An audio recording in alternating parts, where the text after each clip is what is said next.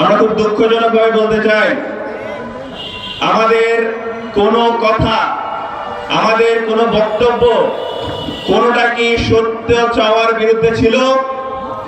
আমাদের কোনোটা কি ন্যায় ইনসাফের বিরোধী ছিল? আমরা সব সময় চেয়েছি বাংলাদেশকে নতুনভাবে বিনির্মাণের ক্ষেত্রে সৎ দক্ষ শাসক হওয়ার ক্ষেত্রে যে রকম হওয়া দরকার সেই কথাগুলো বলতে। আমরা সব সময় প্রতিবাদ করেছি অন্যায়ের, আমরা সব সময় প্রতিবাদ করেছি দুর্নীতি এবং যে জুলুমতন্ত্রের কাঠামো, সেই কাঠামো যারা বাস্তবায়ন করতে চায় তাদের বিরুদ্ধে। আজ আমরা স্পষ্ট করে বলে দিতে চাই, আপনারা চ্যালেঞ্জ গ্রহণ করুন।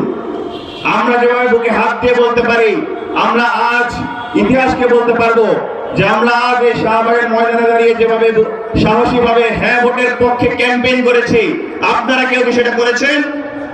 আমরা স্পষ্ট ভাষায় বলে দিতে চাই, আমরা যারা ছাত্র প্রতিনিধি রয়েছি বিশ্ববিদ্যালয়গুলোতে, আমরা যারা চাঁদাবাজির বিরুদ্ধে অবস্থান নিয়েছি, আপনারা কি সেই সৎ সাহস রয়েছে আপনি সেই জায়গা থেকে বলবেন যে আমি চাঁদাবাজির বিরুদ্ধে অবস্থান নিয়েছি?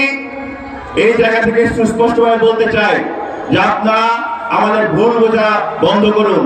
আপনারা এই শিক্ষার্থীদের, বাংলাদেশের ছাত্র জনতার যে আকাঙ্ক্ষা, সেই আকাঙ্ক্ষাকে বোঝার চেষ্টা করুন। আমরা বরাবরই বলে এসেছি, আমরা জুলাইয়ে যারা শহীদ, জুলাইয়ে যারা এখনো আহত রয়েছেন, তাদের আকাঙ্ক্ষাকে আমরা মর্যাদা দিতে চাই। আমরা বলেছি বারবার যে এই বাংলাদেশ বিনির্মাণে আমরা দুর্নীতিমুক্ত সমাজ গঠন করতে চাই। আমরা আর কোন লেডি ফেরাউন শেখ হাসিনাকে চাই না।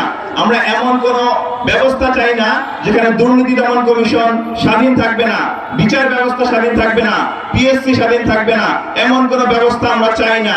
সেই ব্যবস্থা চাই। কিন্তু দুঃখজনক ব্যাপার, যখন এই সংস্কার শুরু হয়েছে, শুরু থেকে দেখা গিয়েছে নোট অফ ডিসেন্টের যে শব্দ, এই শব্দের যে আঘাতে বাংলাদেশের মানুষ জর্জরিত হয়ে গিয়েছে। সুপ্রিয় উপস্থিতি, আপনারা দেখেছেন 5 আগস্ট যখন গণ অভ্যুত্থান হয়েছিল, সেই রাত থেকে আমাদের বাংলাদেশের এই অভ্যুত্থানকে ব্যর্থ করার জন্য একের পর এক চেষ্টা চালানো হয়েছে। সেই চেষ্টা আজ পর্যন্ত অব্যাহত রয়েছে। আপনারা সবাই আমাদের বাংলাদেশের প্রেক্ষাপট দেখেছেন। 47-এ আমরা ব্রিটিশদের কাছ থেকে যেভাবে স্বাধীনতা অর্জন করেছি, এরপর 50 সালে মুসলিম ভূমি আইনের মাধ্যমে আমরা ভেবেছি বাংলাদেশের যে মানুষের স্বাধীনতা, সার্বভৌমত্ব সেটি রক্ষা পাবে। কিন্তু পাকিস্তানিরা আমাদের উপর, পাকিস্তানি খানরা আমাদের উপর অব্যাহত নির্যাতন চালিয়েছে। 71-এর পর আমরা ভেবেছি, 75-এ সেটা ব্যর্থ হয়েছে। এর পরবর্তীতে সেনা শাসন, বাংলাদেশের মানুষের দুঃখ দুর্দশা কখনোই আসলে শেষ হয়নি।